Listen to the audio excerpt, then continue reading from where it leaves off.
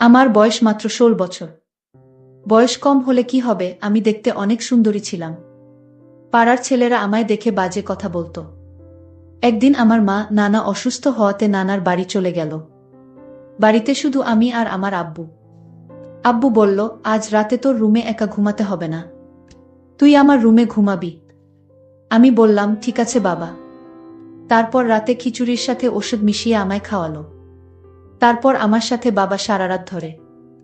আমি ভাবতেই পারছি না নিজের বাবা আমার সাথে। বাকি ঘটনাটি গল্পতেই বলছি। আমার নাম শিউলি, বয়স ১৬ বছর, ক্লাস 10-এ পড়ি। আমি আমার আব্বু আম্মুর বড় মেয়ে। আমার একটা ছোট ভাইও আছে, ওর বয়স ৪ বছর। আমার আম্মু আমার আব্বুর ৩ নম্বর স্ত্রী। আমার আব্বুর আগের ২ স্ত্রী তাদের বাচ্চা কাচ্চা নিয়ে আলাদা আলাদা থাকে। আব্বুর প্রথম স্ত্রীর ৪টা ছেলে আর দ্বিতীয় স্ত্রীর ২টি। সকলেই আমার থেকে বয়সে বড়। আব্বু প্রতি সপ্তাহে ২ দিন করে আমাদের বাড়িতে থাকেন। সপ্তাহের বাকি দিনগুলো ওনাকে ওনার অন্যদের বাড়িতে থাকতে হয়।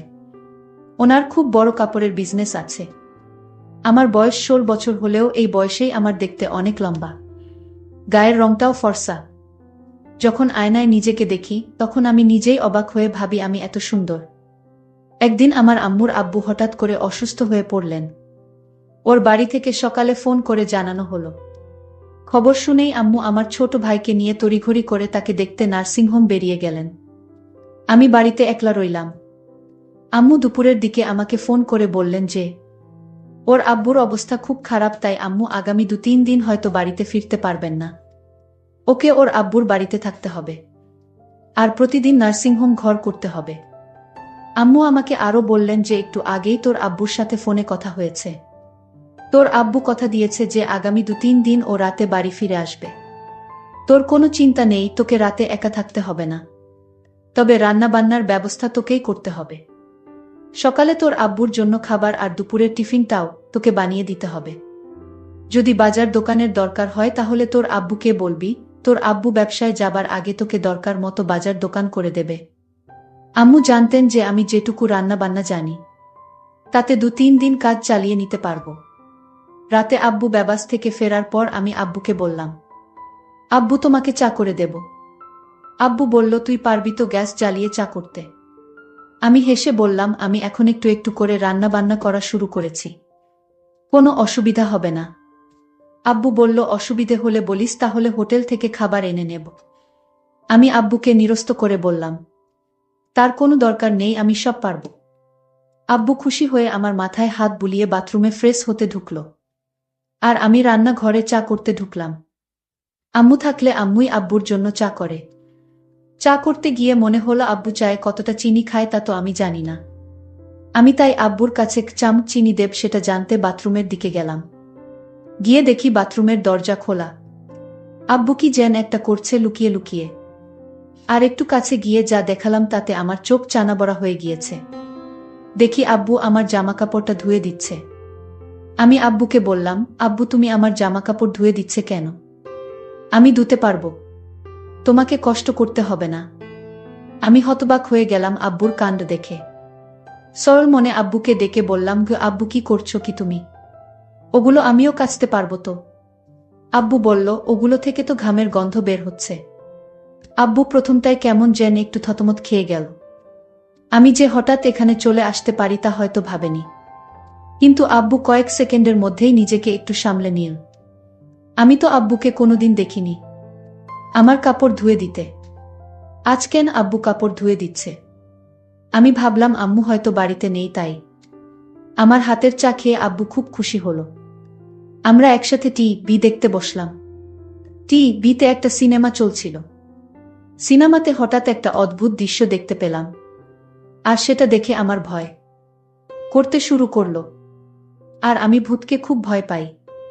আব্বু আমার ভয় দেখে নিজের আব্বুকে নিজেরই কেমন যেন অচেনা বলে মনে হতে লাগলো। যে আব্বু আমাকে কষ্ট করে বড় করেছে, যে আব্বুর কাছে এটা ওটা বায়না করেছি, দুষ্টুমি করলে বা পড়াশোনায় ফাঁকি দিলে, যে আব্বুর ধমক খেয়ে অভিমানে কান্নাকাটি করেছি, শরীর খারাপ হলে যে আব্বু আমার পাশে সারারাত ঘুমিয়ে থেকেছি, সেই আব্বুকে আজ হঠাৎ কেমন যেন অচেনা একটা বাইরের লোক বলে মনে হচ্ছিল। আব্বুকে আজ আমি অন্যরকম দেখতে পেলাম। ঝট করে উঠে পড়ে রান্নাঘরের দিকে হাঁটা দিলাম। আব্বুকে বললাম, আব্বু আমি একটু রান্নাঘরে যাচ্ছি, আমাকে রাতের খাবার গরম করতে হবে। আমি আব্বুকে দেখলাম আমার পিছু পিছু রান্নাঘরে চলে আসছে। আব্বুকে বললাম, তোমার আসার তো দরকার ছিল না। তারপর রাতে আমি আর আব্বু একসাথে খাবার টেবিলে খেতে বসলাম। দেখি আব্বু খেতে বসেও এক অন্যরকম দৃষ্টিতে আমার দিকে বারবার তাকাচ্ছে। জীবনে কোনোদিন আব্বুকে আমার দিকে এরকমভাবে তাকাতে দেখিনি আমি। আব্বু হঠাৎ আমাকে জিজ্ঞেস করল, তোর আম্মু কি পরশু ফিরবে? আমি বললাম, জানি না, তবে আম্মু আজ ফিরতে পারবে না সেটা বলেই গেছে। শিউলি, আজ রাতে তুমি আমার রুমে ঘুমাবে। আমি বললাম, কেন? আমি তো আমার ঘরে সব বলে বিছানা করে রেখেছি। আব্বু বলল, আজকে তো তোমার আম্মু নেই, আলাদা আলাদা শুয়ে কি হবে? আর তাছাড়া আমি তোমাকে একা একা রুমে ঘুমাতে দিতে পারি না। আমি বিশেষ না ভেবে মাথা নেড়ে সম্মতি দিলাম। রাতে আমি আম্মুর শোবার ঘরে গিয়ে খাটে মশারি টাঙিয়ে শুয়ে পড়লাম। আব্বু তখন বাথরুমে। আব্বু বাথরুম থেকে ফিরে ঘরে ঢুকে দরজা বন্ধ করে দিল।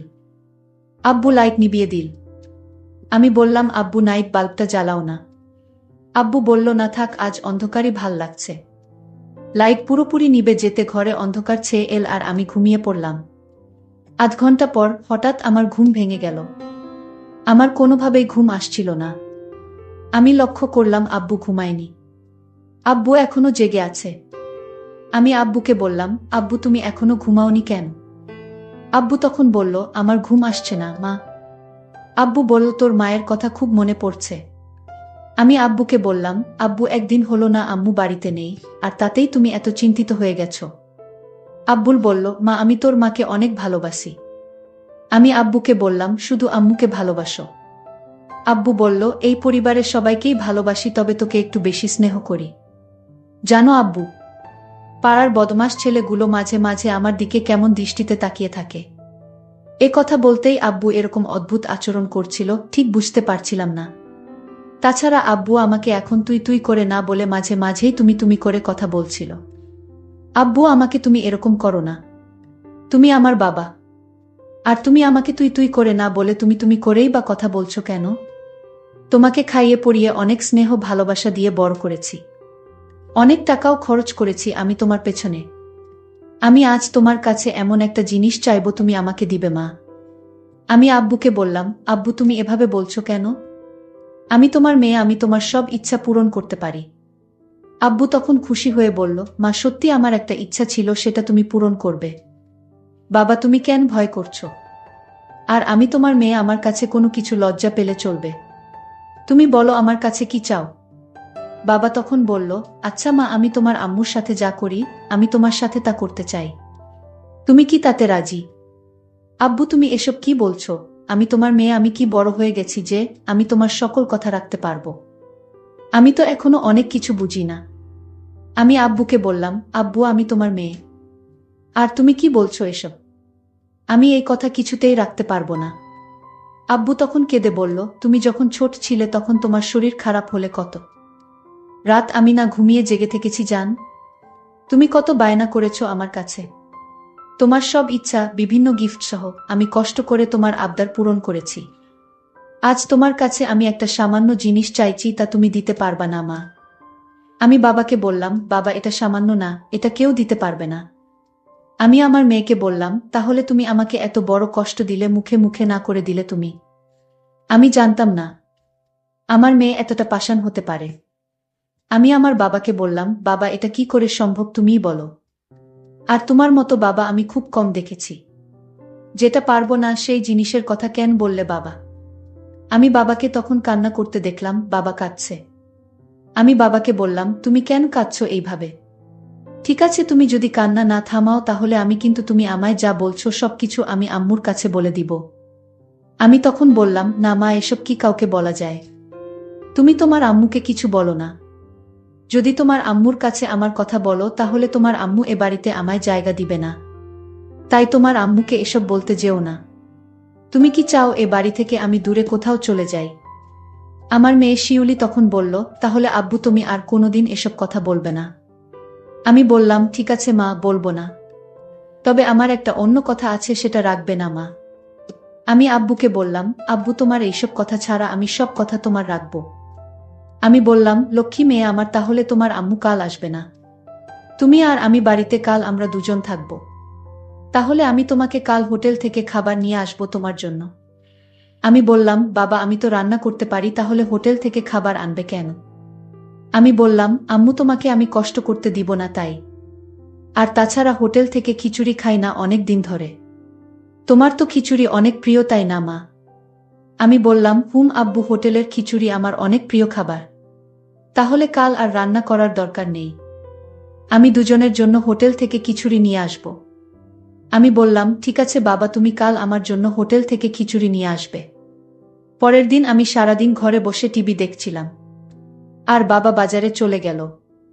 রাত 10টা হয়ে গেছে, বাবা এখনো বাজার থেকে ফিরছে না। আমি বাবাকে ফোন দিলাম, ফোনটাও রিসিভ হচ্ছে না। আমি চিন্তায় পড়ে গেলাম। আমি চিন্তা করতে করতে হঠাৎ দরজায় নক করল। আমি দরজায় নক শুনে দরজাটা খুলে দিলাম। দেখলাম বাবা আমার জন্য খিচুড়ি নিয়ে হাজির।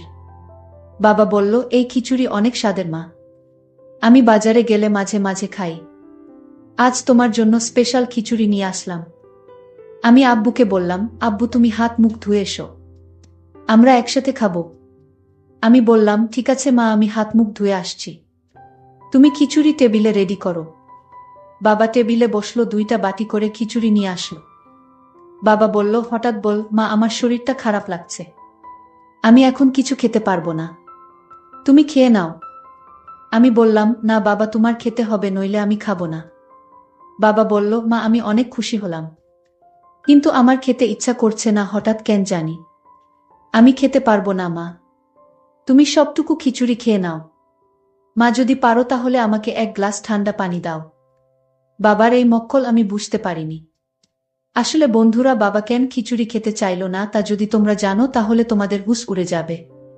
এই খিচুড়ি আমি খাবার পরে আমার কি হয়েছিল এবং বাবা আমার সাথে কি করছিল তা জানতে ভিডিওটি শেষ পর্যন্ত দেখতে থাকুন। আর ভিডিওর মধ্যেখানে একটা কথা বলতে চাই, আমি সবসময় তোমাদের জন্য খুব কষ্ট করে ভিডিও তৈরি করি, তাই ভিডিওতে কষ্ট করে একটি লাইক করে দাও, আর এরকম মজার মজার ভিডিও পেতে আমার চ্যানেলটিকে সাবস্ক্রাইব করে পাশে থাকবেন। যাই হোক বন্ধুরা, আমি সেই খিচুড়ি বাবার আদেশে খেয়ে নিলাম।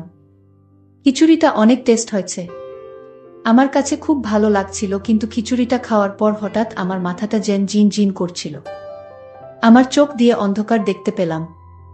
আমি বাবাকে বললাম, বাবা আমার জানি শরীরটা কেমন করতেছে, আমি ঘুমাবো, আমি আমার রুমে ঘুমিয়ে পড়ি। বাবা তুমি তোমার রুমে গিয়ে শুয়ে পড়ো বাবা। আমি মনে মনে বললাম, কাজ হয়ে গেছে। আমার মেয়ে তার রুমে গিয়ে শুয়ে পড়ল, আর দরজাটা লক করতে ভুলে গেছে আমার মাম্মি। আমার মেয়ে তখন বিছানায় শুয়ে পড়ল, শুয়ে পড়ার সাথে সাথে ঘুমিয়ে গেল। আমি গভীর রাতের জন্য অপেক্ষা করতেছিলাম। রাত যখন 2টা বাজে তখন আমি আমার মেয়ের রুমে গেলাম। তারপর তার বিছানায় বসলাম। দেখলাম আমার মেয়ে নিষ্পাপ শিশুর মতো ঘুমাচ্ছে। আমার মেয়েকে চাঁদের চেয়েও সুন্দর লাগছিল। আমি আমার মনের অজান্তেই ভুল গিয়েছিলাম এটা আমার মেয়ে। আমি যখন আমার মেয়ের দিকে তাকিয়েছিলাম তখন দেখলাম মেয়ে আমার খুব শান্তিতে ঘুমাচ্ছে। আমার মাথায় মাথায় বারবার জানান দিচ্ছিল, আজ তোমার সুযোগ, আজ তোমার এই সুযোগ কখনো চেয়ে দিও না, কারণ এই সুযোগ তুমি আর পাবে না, আর তাই আজ তোমার সময়। আমার মাথায় এই চিন্তা ভর করল। হঠাৎ লক্ষ্য করলাম আমার মেয়ে আমার দিকে তাকিয়ে রইল। মাত্র দেখলাম ঘুমিয়ে আছে, হঠাৎ চোখ খোলা, এক দৃষ্টিতে আমার দিকে তাকিয়ে রইল। আমি একটু ভয় পেয়ে গেলাম। আমার মেয়ে কিনা কি মনে করে এত রাতে তার রুমে আমি আমার মেয়েকে বললাম, মা তুমি মশারি টানাতে ভুলে গিয়েছ, কিন্তু তোমায় মশায় থেকে বাঁচাতে আমি মশারি টানিয়ে দিতে আসলাম। দেখি আমার মেয়ে কোনো কথা বলে না, আমার দিকে এক পলকে চেয়ে রইল। আমি বললাম, মা তুমি কথা বলছো না কেন? আমার আরো একটা জোরে ডাক দিলাম, মা তুমি কথা বলছো না কেন? আমি আমার মেয়ের নাকের কাছে হাত দিয়ে দেখলাম সে নিঃশ্বাস নিচ্ছে না। আমি বুঝতে পারলাম আমার মেয়ে দুনিয়াতে নেই, আমার মেয়ে মারা গেছে। আমি চিৎকার করে কান্না করে বললাম, আমি একই করলাম, আমি আমার মেয়েকে নিজের দোষে দুনিয়া থেকে বিদায় করে দিলাম। আমি তো জানতাম না যে এই খিচুড়ি খেলে মেয়ে মারা যাবে। আমি ভেবেছিলাম ঘুমিয়ে থাকবে, কোনো হুঁশ থাকবে না। এখন তো দেখি আমার মেয়ে মারা গেছে, আমার শাস্তি হওয়া উচিত। আমি এভাবে চিল্লাতে থাকি। বন্ধুরা, আজকের গল্পটি এখানেই শেষ করলাম। ভালো লাগলে চ্যানেলটি সাবস্ক্রাইব করে পাশে থাকবেন। ধন্যবাদ।